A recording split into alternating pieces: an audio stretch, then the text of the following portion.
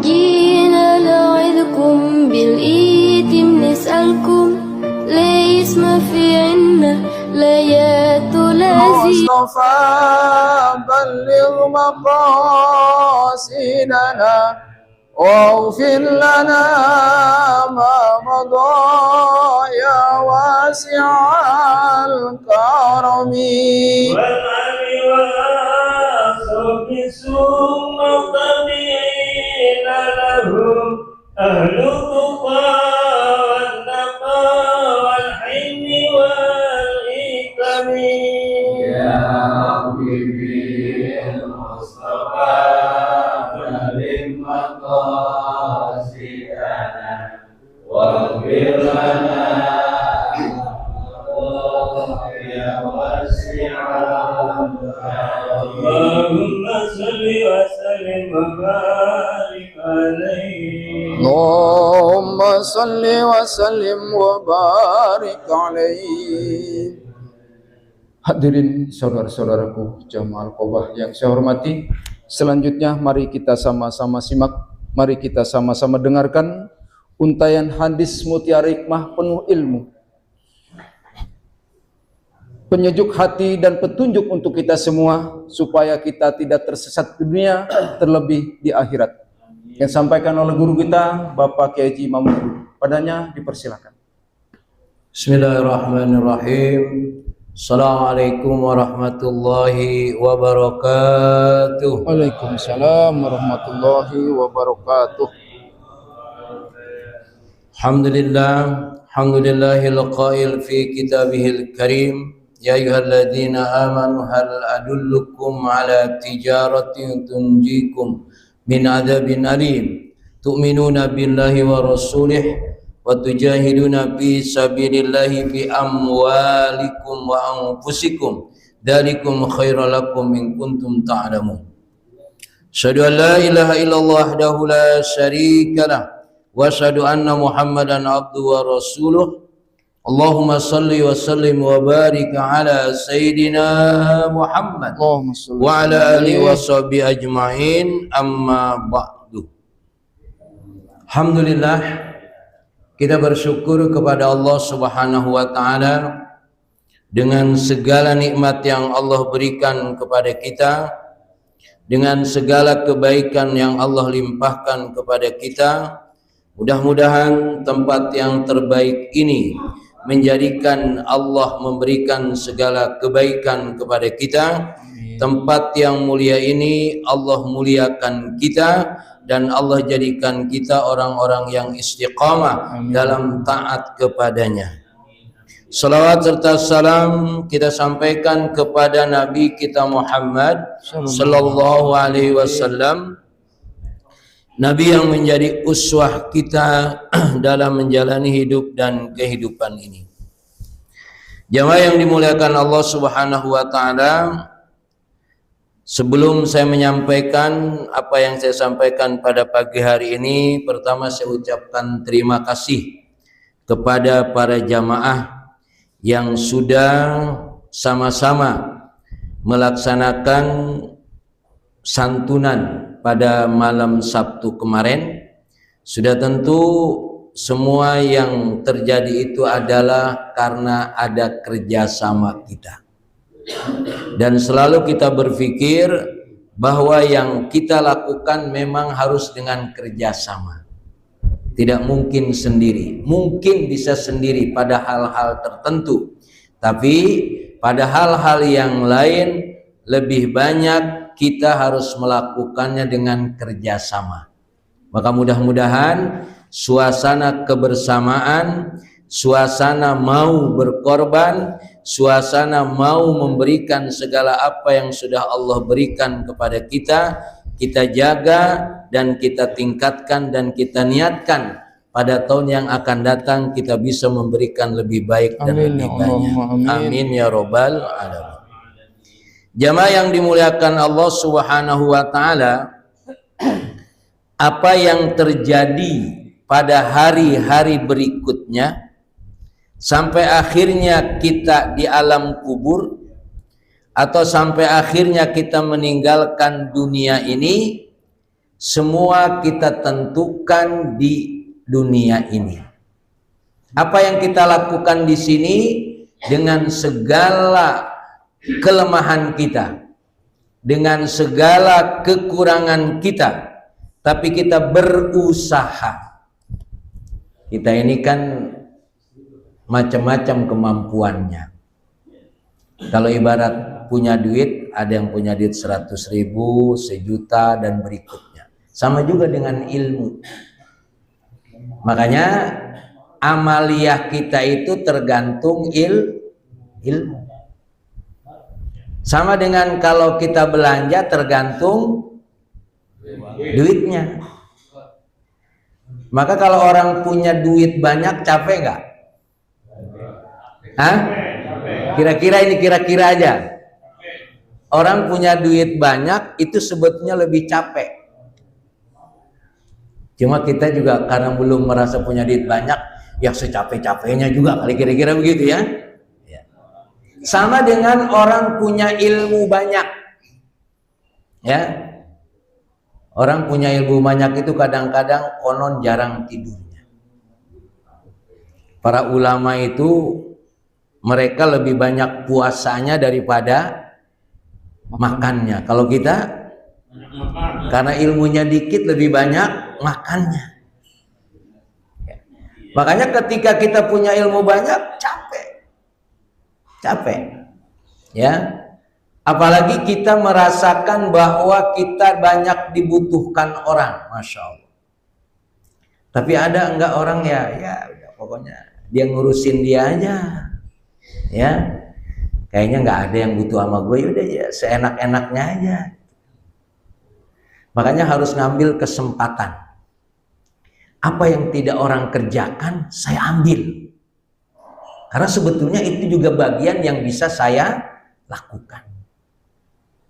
Maka jangan sampai kita tidak berupaya untuk mengambil apa yang bisa kita lakukan sesuai dengan kemampuan kita.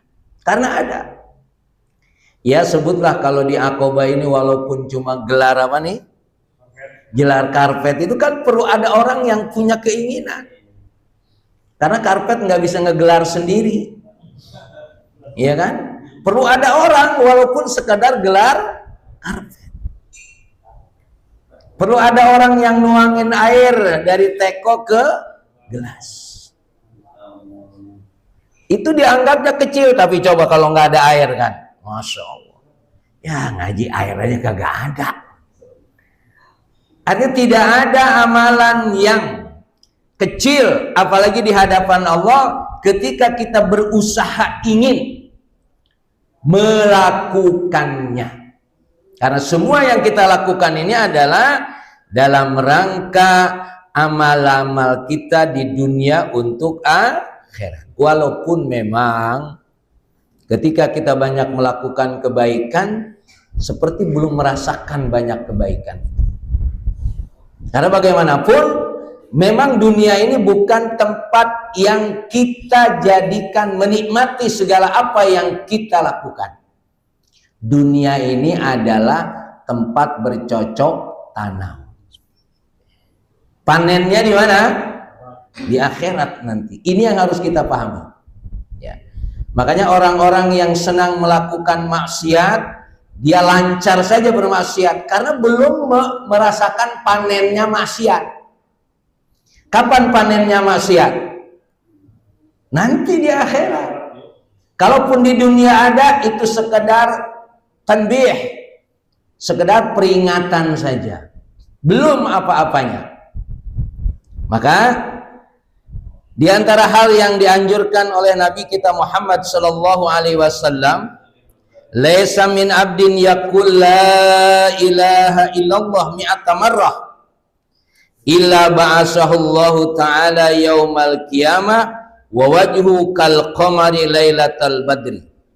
Walam yurfa li ahadin yawma idin amalun afdalu min amalihi ila man qala misla qawlihi au zada. Tiada seorang hamba pun yang mengucapkan la ilaha illallah, dikatakan afdalu dzikri, la ilaha illallah. Sebanyak 100 kali. Kecuali Allah Subhanahu wa ta'ala membangkitkannya kelak di hari kiamat dalam keadaan wajah seperti bulan di malam purnama. Tiada seorang pun yang amalnya diangkat dalam keadaan lebih utama daripada amalnya, kecuali hanya orang-orang yang mengucapkan seperti ucapannya atau lebih dari itu. Hadis ini memberikan peringatan kepada kita jamaah yang dimuliakan Allah Subhanahu wa ta'ala, agar kita mengucapkan atau berzikir la ilaha illallah. Paling tidak berapa? 100 kali. Ya. Setelah sholat apa antum mau membacanya terserah. Kalau imam biasanya membaca la ilaha illallah itu sekedarnya aja sebetulnya. Karena kalau 100 kali kelamaan. Baru astagfirullahaladzim aja udah pada kabur. Ya, apalagi ditambah la ilaha illallah 100 kali, insya Allah bubar. Ya, maka ini harus diambil amalnya sendiri. Kita ngambil, memberikan waktu buat kita, ya, supaya amal la ilaha illallah yang kita baca kaitannya dengan apa yang kita lakukan sekarang ini dalam rangka kita berharap nanti ketika yaumul ba'si, ketika kita dibangunkan kembali di alam kubur di hari kiamat, wajah kita seperti bulan purnama. Karena kalimat la ilaha illallah ini memang adalah kalimat yang sangat istimewa. Bahkan di dalam hadis lain, man qala akhiru kalamihi la ilaha illallah dakhalal jannah. Ketika akhir hidup kita sanggup membaca la ilaha illallah dakhalal jannah. Ya, kalau gitu gampang ngomong la ilaha illallah doang ini. Gampang apa enggak? Hah? Ketika kita sakaratul maut mengatakan la ilaha illallah gampang apa enggak? Nah, itu dia. Makanya lazimkan, biasakan ketika dalam posisi kita sehat, dalam posisi kita baik, jangan sampai kita tidak berzikir la ilaha illallah walaupun hanya 100 kali, apalagi lebih banyak. Ini amalan yang artinya memberikan satu kekuatan kepada kita. Kalau pembahasan la ilaha illallah terlalu banyak, tidak ada yang bisa memberikan segala kebaikan kepada saya kecuali hanya Allah. Tidak ada yang bisa memberikan kesehatan kepada saya kecuali hanya Allah. Tidak ada semuanya yang ada pada kita ini kecuali semua dari Allah Subhanahu wa ta'ala. Tidak ada yang bisa menyampaikan kita duduk di tempat ini kecuali hanya Allah. Tidak ada yang bisa menyampaikan kaki kita sampai ke masjid kecuali hanya Allah.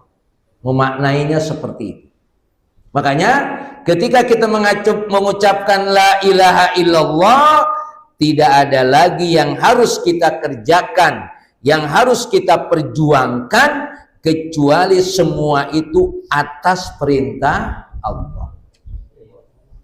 Karena jamaah yang dimuliakan Allah Subhanahu wa ta'ala, ada orang yang hidupnya hancur dengan hartanya. Jadi harta yang ada pada kita itu bisa menghancurkan diri kita. Kenapa? Karena harta yang diberikan oleh Allah kepada kita, kita tidak gunakan untuk jalan Allah. Dia Allah berikan harta, tapi dengan hartanya dia menghancurkan dirinya. Orang yang berilmu juga sama. Dia hancur hidupnya, rusak hidupnya dengan kesombongan ilmunya. Dan juga orang-orang yang bodoh hancur dengan kebodohannya. karena tidak mau belajar. Nah, maka jangan sampai yang ada pada kita, yang Allah berikan kepada kita, jangan menjadi beban, apalagi sampai merusak diri kita. Maka jadikanlah yang ada pada kita itu adalah untuk apa? Untuk supaya kita semakin dekat dengan Allah Subhanahu wa Ta'ala. Jadi jangan sampai apa yang Allah berikan kepada kita justru malah kita menentang aturan Allah. Jangan sampai apa yang sudah Allah berikan kepada kita menghancurkan diri kita. Maka kalimat la ilaha illallah itu harus kita jadikan sebagai kekuatan. Tidak ada yang bisa kita lakukan semua ini karena Allah. Tidak ada yang bisa saya harus lakukan kecuali semata-mata perintah Allah. Ada nggak perintah selain Allah kita kerjakan? Ada nggak? Ada. Kita pernah bohong nggak? Yang nyuruh bohong siapa? Nah, satu aja dulu udah contohnya.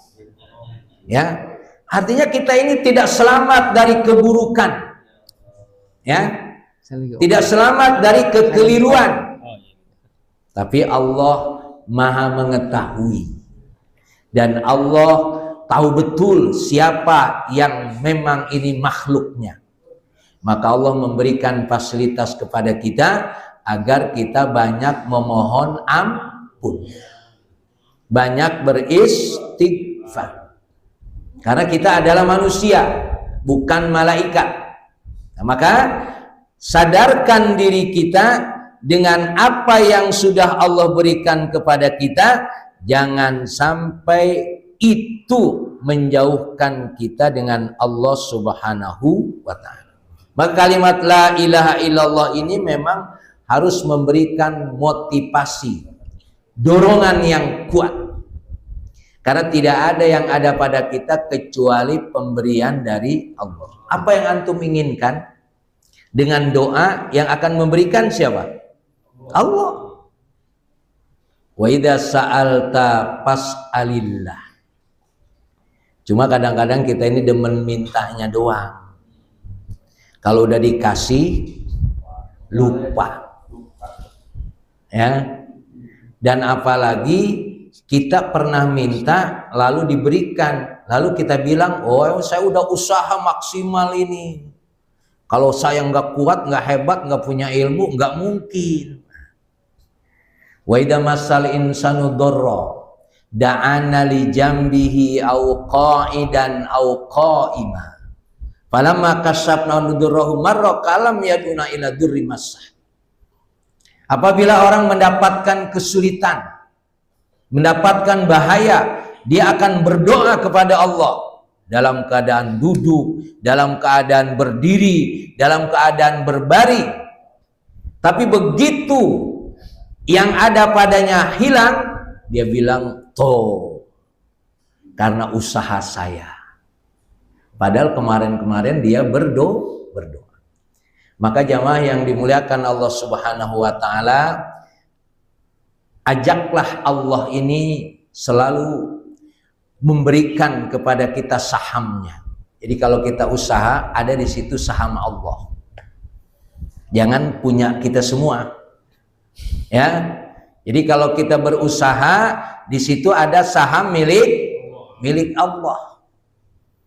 Jangan seolah-olah milik saya semua ini. Tidak, milik Allah ada. Maka berikan saham Allah itu kepada yang berhak sesuai dengan perintahnya. Kita kadang-kadang lupa kalau Allah sudah memberikan kepada kita seolah-olah ini hasil usaha kita. Karena ilmu saya, karena strategi saya, atau apalah namanya, sehingga kesuksesan itu seolah-olah Allah tidak berperan di dalamnya.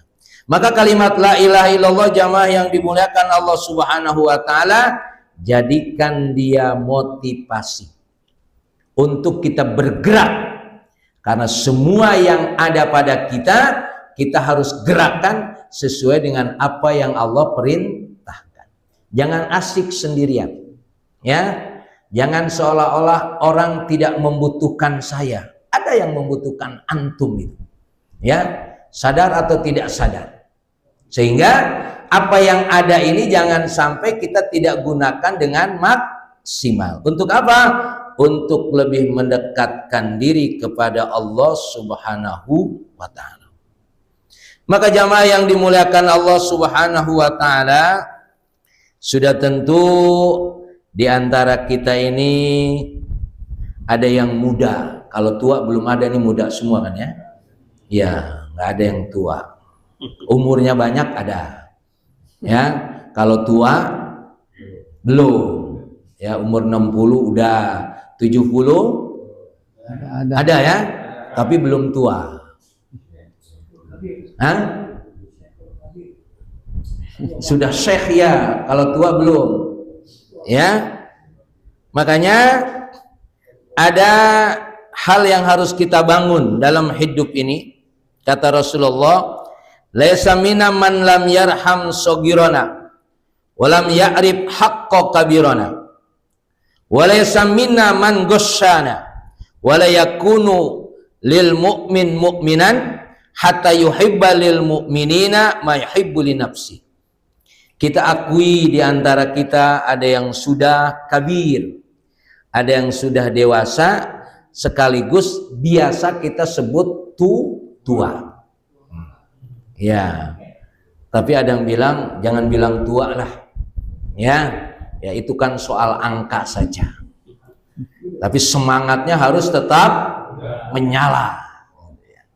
Kalau dengar tua itu kan sudah kayaknya, kalau bahasanya kalau dibilang tua udah kagak demen, cewek udah nggak ada yang demen. Padahal bisa jadi semakin tua cewek lebih demen sama antum. Ya kalau dibilang tua kayaknya apa iya nggak ada yang demen sama saya gitu ya. Nah, bisa jadi. Ya, maka dikatakan bukanlah termasuk golongan umat kami seseorang yang tidak memberikan rasa kasihan terhadap orang yang lebih kecil di antara kita. Ini kita ini yang katanya sudah umurnya banyak, maka harus punya sikap memberikan kasih sayang kepada orang yang lebih muda dari kita. Kadang-kadang sekarang ada anak yang kurang perhatian. Ya, saya di sini ketemu satu orang anak nih di sini nih. Ada orang sini kan? Nih Pak RT ada nih. Ada siapa namanya itu? Tidurnya cuma di situ, mandinya di masjid. Ya, saya bilang ente bapak ente mana? Nggak ada. Padahal bapaknya ada. Ya ada bapaknya.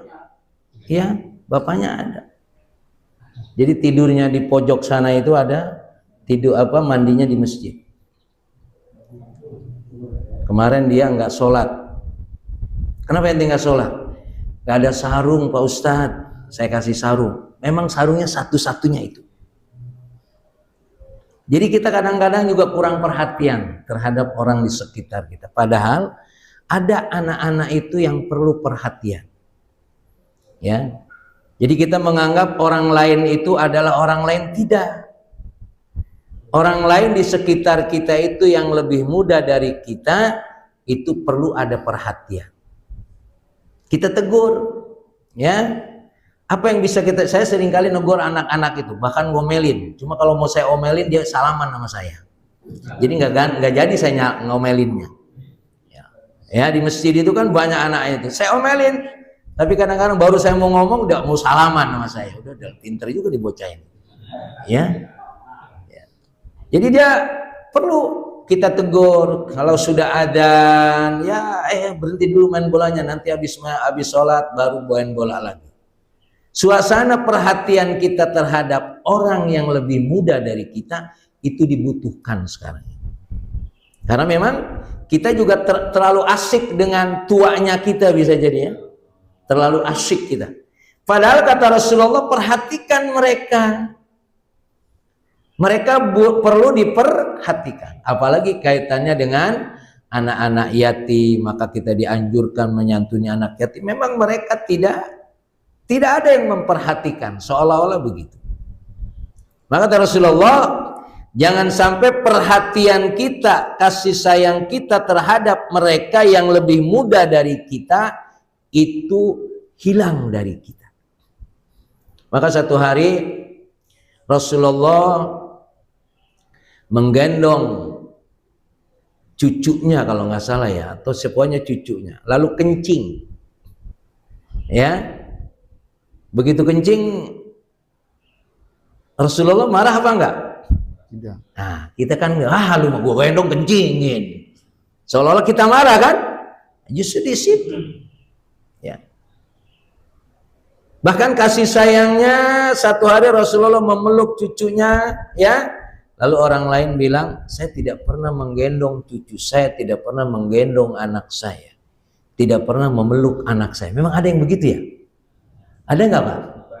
Banyak ya? Masya Allah. Tidak ada rasa kasih sayang kepada kita kepada orang yang lebihmu. Belum lagi kata Haji Agus ini orangnya ada nih. Di kampung kita ini banyak perempuan yang ditinggalin suaminya. Hah? Iya. Saya juga nggak tahu, betul juga ada juga. Tapi suami malah. Wah, itu lebih parah lagi kalau suami. Ya. Artinya akhirnya anaknya kurang perhatian. Tapi saya dapat satu jawaban. Kenapa dia ditinggalkan oleh suaminya? Karena katanya mau diajak oleh suaminya, istrinya nggak boleh sama mertuanya. Ada begitu. Kalau itu wajar. Ya. Saya lihat kenapa memang. Saya tanya-tanya. Oh iya Ustadz. Dia waktu itu mau dibawa sama suaminya. Tapi sama mertuanya nggak boleh. Ya sudah, suaminya pergi, masuk akal kalau itu. Ya, karena memang ada ketika suami tugas misalkan keluar kota. Ya, lalu istrinya tidak mau ikut. Itu dalam riwayat boleh suaminya tidak memberikan nafkah. Karena dia tidak mengikuti suaminya. Boleh artinya. Makanya kalau suaminya tugasnya jauh, ya, lalu istrinya tidak mau ngikut karena memang istrinya nggak mau, atau bisa jadi dilarang oleh mertuanya atau orang tuanya, itu dia boleh suami tidak memberikan nafkah. Nafkah itu secara nafkah duit maksudnya. Kalau nafkah fisik memang kagak ada di bawah orangnya, kagak bisa memberikan. Ya, makanya akhirnya ya wallahu alam. Maksud saya memang ini terjadi dan banyak. Maka saya tidak tahu nih daerahnya kenapa sampai seperti itu gitu kan. Ya. Keberkahan kampung ini harus kita jaga. Ya. Lau anna ahlul qura amanu wattaqau la fatahna alaihim barakatu minas sama'i wal ardi. Kalau saja satu kampung itu mereka beriman dan bertakwa kepada Allah, Allah akan buka barakati minas sama wal ard. Allah akan buka keberkahan di langit dan di bumi. Maka kalau ada hal-hal ya yang memang di kampung ini sepertinya kita tidak mendapatkan keberkahan, ya mudah-mudahan Aqobah ini membuat suasana. Ya, ada suasana karena Allah ini kalau tidak ada orang tua yang ruku, anak muda yang khusyuk, tidak ada taklim, Allah akan jadikan langit itu seperti besi semuanya, sehingga tidak mungkin hujan turun. Padahal kita tidak mungkin tidak dikasih air. Ya. Sampai ada yang mengatakan, laulal bahain lam yumtiru. Kalau bukan karena binatang, Allah tidak akan memberikan hujan. Kalau manusia itu tidak membersihkan hartanya. Ya, jadi penyebab tidak hujan itu walaupun diakal-akalin kan, dibuat hujan apa? Hujan buatan. Dan itu biayanya tinggi, jangan salah hujan buatan itu. Ya.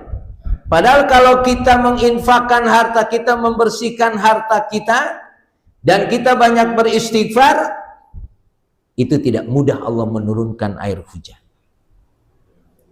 Maka suasana yang kita rasakan di kampung kita ini suasana yang harus memberikan ketenangan, kenikmatan. Maka perhatian terhadap siapapun termasuk kepada anak-anak ini, ya. Dan pula tidak seharga hak orang-orang yang lebih besar. Nah, akhirnya kita berharap yang muda-muda juga menghormati yang tua. Ini kata yang muda, ya dia juga nggak perhatian sama gua, begitu. Ya, kata yang tua, lu sih pada bader. Ya, maka bagaimana kita membuat suasana saling memberikan kasih sayang, ya. Saling memberikan perhatian, walaupun sekedar kalau sudah adzan, gitu kan? Ya. Mereka senang ditegur, Pak. Anak-anak itu senang ditegur. Kalau saya pulang dari masjid ada anak main bola, udah sholat belum? Mereka pasti jawabnya udah, padahal belum, saya yakin. Ya itu tidak apa-apa, ya. Maksudnya kan mereka ingin menunjukkan kebaikannya. Saya yakin, wong saya berangkat ke masjid masih main bola, saya pulang masih main bola, berarti nggak mungkin dia. Udah sholat belum? Udah Pak Ustadz. Ya bagus. Dalam hati, kapan lu sholatnya? Artinya ada dialog, ya, termasuk dengan anak-anak kita, Pak. Ya. Anak-anak kita itu selalu harus kita berikan respon terhadap apa yang harus dia lakukan. Mereka senang ditegur, ya. Makanya kadang-kadang anak-anak itu kalau ketemu saya pada salaman karena saya godain terus, ya. Karena mereka merasa diperhatikan. Nah sekarang seberapa perhatian kita kepada orang lain, seberapa perhatian kita kepada orang siapapun, memang itu bukan anak kita, memang itu bukan siapa-siapa kita, tapi Allah, Rasul memerintahkan kepada kita agar kita memberikan perhatian. Dan bukan termasuk golongan kami seseorang yang menipu kami. Bapak pernah ditipu orang? Nah, kenapa apa? Asal Bapak jangan nipu. Ini masalahnya dia nipu gua buat tipu lagi, nah itu masalah.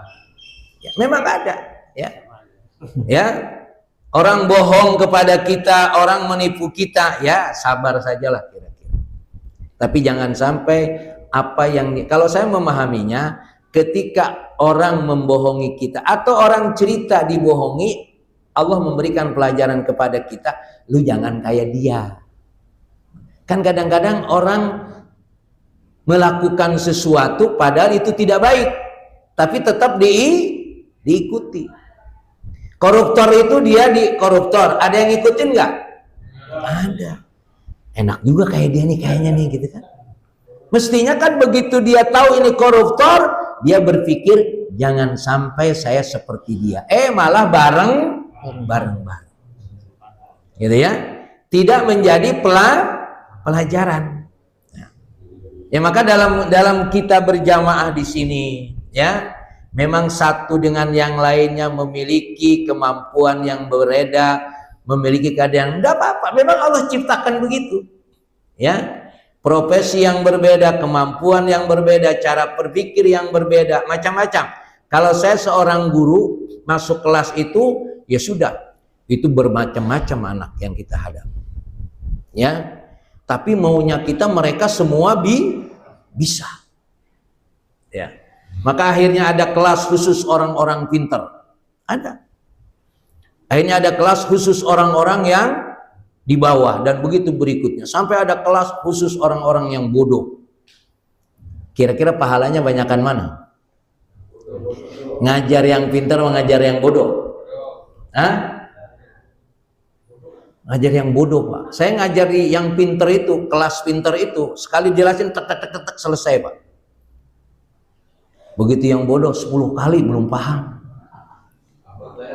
ya. Tapi memang kita nikmati, sama dengan hidup ini, ya. Kita harus menikmati hidup ini. Makanya kan cari harta itu capek apa enggak? Supaya kita kaya cari harta capek apa enggak? Capek. Makanya untuk kita mendapatkan surga juga kita bahasanya tidak capek, harus sabar. Kalimatnya dalam hadis itu, mencari harta itu kita akan capek. Tapi untuk mendapatkan surga kita harus sabar. Walaupun sabar juga sebenarnya capek juga ya. Sabar capek apa enggak? Capek. Capek juga, cuma kalimatnya bukan capek, sabar. Ya. Bagaimana kita menikmati untuk mendapatkan surga ini, kita harus sabar. Memang kelihatannya capek, tapi sabar yang menjadi ukurannya. Karena orang sabar itu sebenarnya tidak mengenal capek. Maka sampai ada istilah begini, Pak. Ente udah miskin sudah lama belum? Ya Allah Ustaz, dari dulu saya miskin. Ya udah kalau gitu sabar, berarti ente udah teruji miskinnya. Gimana kira-kira? Ya, saya dari dulu Ustaz miskin. Ya, tapi ente miskin apa dengan miskin itu ente nakal apa enggak? Gitu kan ya? Enggak, alhamdulillah saya berusaha. Nah, berarti udah ente mending miskin aja dah. Sudah teruji kemiskinannya kan itu. Karena begitu kaya belum tentu teruji. Ya. Orang miskin diuji sabar itu lebih baik daripada kaya, belum tentu dia sabar. Kenapa orang miskin sabar? Dia mau maksiat juga modalnya kagak ada. Kalau orang kaya banyak modalnya. Nah, maka untuk mengumpulkan harta kata Rasulullah itu capek. Padahal sebetulnya rezeki sudah Allah tentukan kan gitu. Maka carilah harta dengan sekuat-kuatnya, tapi begitu Allah memanggil, stop. Jawab panggilan Allah. Nah, gitu teorinya tuh. Karena kalau kita terus mencari harta lupa, padahal Allah memanggil, kita akan terasa capek dan belum tentu kita mendapatkan. Tapi untuk mendapatkan surga kita harus sabar. Kesabaran itulah yang akan memberikan kepada kita kekuatan untuk bisa merasakan dekat dengan Allah Subhanahu wa Ta'ala. Hadirin sekalian, apakah kita sudah merasakan dekat dengan Allah? Ini pertanyaan harus terus ditanyakan. Ya, apakah kita sudah merasakan dekat dengan Allah? Tapi Allah sudah dekat belum dengan kita? Allah sudah. Fa inni qarib. Wa idza sa'alaka ibadi anni fa inni qarib. Bahkan aqrabu min hablil warid. Dekatnya Allah itu lebih dekat daripada apa ini? Urat leher. Allah sudah menyatakan fa inni qarib. Tapi seberapa kita merasakan kalau kita ini dekat dengan Allah? Makanya begitu Allah memanggil, ya, begitu Allah memanggil, nah, minimal itu menjadi cara Allah mengingatkan kita. Karena aku sudah dekat dan aku panggil, kenapa engkau malah menjauh bukan mendekat? Maka jadikanlah kalimat la ilaha illallah rasa kasih sayang kita, dan kita jangan sampai menipu orang lain, membohongi orang lain. Karena ciri mukmin itu adalah dia mencintai dirinya sebagaimana mencintai orang lain. Nggak mungkin kita nggak cinta kepada diri kita, nggak mungkin. Ya, lalu wujud cinta kepada diri kita buktikan cintanya kepada orang lain dengan tidak menipu, dengan tidak berbohong dan lain sebagainya. Nah, yang jadi masalah kan kita ini soal keimanan kita. Karena Allah mengatakan inna haqqan alaina nasrul mu'minin. Allah itu hanya akan menolong orang mukmin. Bapak hadirin sekalian, kalau kita sudah mukmin ini nggak ada kesulitan sebenarnya bagi kita. Karena Allah sudah mempersiapkan dirinya, kalau dia mukmin, aku akan tolong. Apa bukti mukminnya? Cintanya kepada dirinya diwujudkan cinta kepada orang lain. Maka untuk dekat dengan Allah bagaimana, Pak? Kata Rasulullah, dekat dengan Allah dengan memperbanyak amalan sunnah. Salah satunya kata Rasulullah, untuk supaya kita dekat dengan Allah, memperbanyak amalan sunnah. Dan supaya Allah ridho kepada kita, dekatlah dengan orang-orang miskin. Karena orang miskin itu dikasih berapapun dia senang, apalagi dikasih banyak. Saya kira ini yang bisa saya sampaikan, jamaah yang dimuliakan Allah Subhanahu wa taala. Diharapkan setiap kita jangan cepat-cepat meninggalkan sajadah, meninggalkan masjid sebelum kita dzikir la ilaha illallah 100 kali. Berapa menit coba itu lamanya? Enggak lama. Ya, kecuali antum sudah merasakan la ilaha illallah dengan kekhusyuannya, baru akan terasa lama. Tapi paling tidak kita berlatih dulu la ilaha illallah, la ilaha illallah 100 kali, insya Allah waktunya tidak lama. Dan itu kita kembangkan. Tidak mungkin kita bisa mengucapkan la ilaha illallah kalau Allah tidak memberikan kesempatan kepada kita. Ya, karena semua yang kita lakukan ini memang Allah memberikan kesempatan kepada kita. Perhatikan anak-anak yang lebih muda dari kita. Berikan kasih sayang, tegur dia, ya. Apalagi kasih permen, demen banget, gitu kan ya. Berikan kasih sayang dan itu perhatian kepada kita, karena memang mereka butuh perhatian. Wallahu a'lam bishawab. Assalamualaikum warahmatullahi wabarakatuh.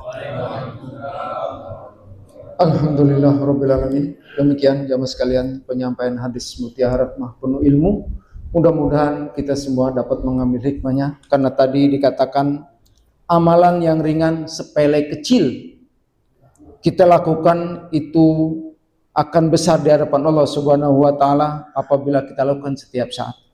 Begitupun dosa yang kecil, sepele, ringan apabila kita lakukan setiap waktu, maka dosa itu akan menjadi gunung, seperti seseorang yang mengumpulkan satu hari satu kerikil, ternyata tahu-tahu dia sudah tua, kerikil itu sudah menggunung di hadapannya. Begitupun dengan dosa kita. Mudah-mudahan dengan hadirnya kita di majelis atau di majelis lain menggugurkan dosa-dosa kita dan mengangkat derajat kita. Amin ya rabbal alamin. Jamaah sekalian, seperti biasa di akhir pengajian ini kami menyediakan sesi pertanyaan. Oleh karenanya kami persilakan.